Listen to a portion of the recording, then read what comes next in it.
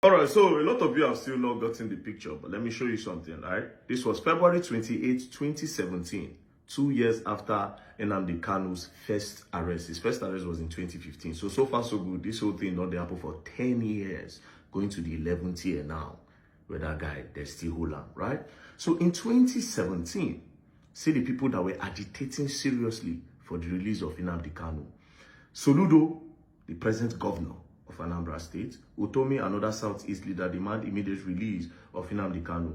As you can see, some ipoB leaders have demanded the unconditional release of the leader of indigenous people of Biafra, unconditional, Nnamdi Kanu. Addressing journalists on the detention of Mr. Kanu, a former governor of the Central Bank of Nigeria, Charles Soludo, described the continued detention of Mr. Kanu as unacceptable and an abuse of Mr. Kanu's right to legitimate agitation.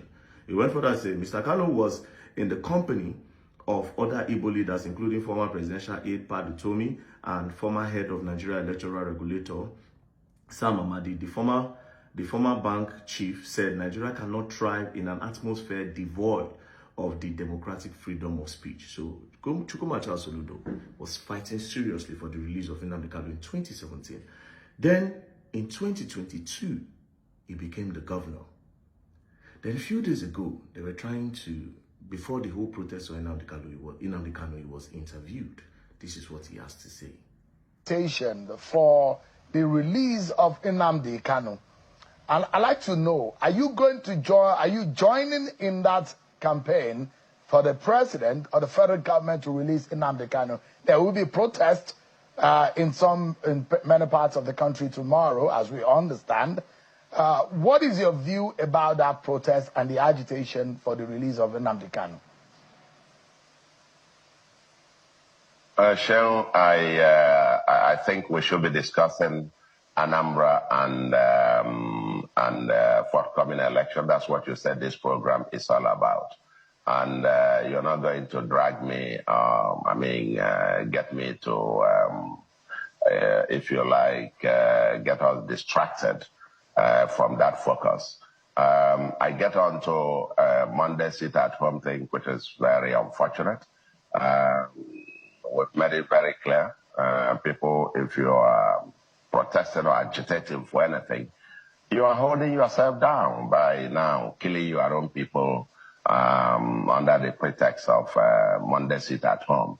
And I think even Nnamdi Kanu himself and his ipoB, at least on record in terms of press releases that were sent out by ipoB, that they did not support the Monday sit-at-home. It was some criminal elements doing that. And we take them for their word that that's true, that they don't.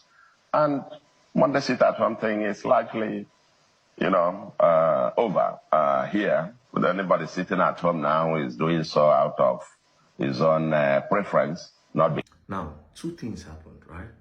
It's either that first time he was not fighting for Nnamdi Kanu, Nnamdi Kanu was just trying to do politics, because a lot of people that you see that they are saying they are fighting for Nnamdi Kanu, it is not the truth. They are actually doing politics because they want to associate with the people, because they see that a lot of people are saying free Nnamdi Kanu, free Nnamdi Kanu. They will join heads together, they will talk about it so that they can use it to push their own political gain. That's one. Or Chukwuma Charles Soludo became the governor, and then the stakeholders of the state told him that you can never, ever speak of the release of this man, because this man is a threat to our business and a threat to the peace of the state. That would be the reason that they will tell him. Do you understand? So you see what's going on now. As a matter of fact, this is why I say, that guy, man, he go stay for there. I'm not going to lie for now. Finish 30 years. You and don't talk. This was in 2022, as you can see. In 2022, yeah. As you can see, breaking news. UN demand immediate release of Nnamdi Kanu. Courts don't talk. Courts don't release him, make it go. But the only main reason why he's there, President Tinubu is not holding him. The presidency is not. Now the people now in the country, they say, I beg. That is the problem of our state. We don't want him.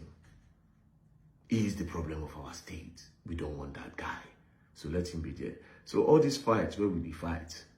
The only way he comes out, now if him people truly want him to come back. And I'm talking about the elites, the stakeholders, the big businessmen, the governors, the politicians. If they say, okay, you don't leave the hand of NSA, government, president, you don't get anything to do with them. It's a simple thing. Is all this guy is going to terrorize us in our state.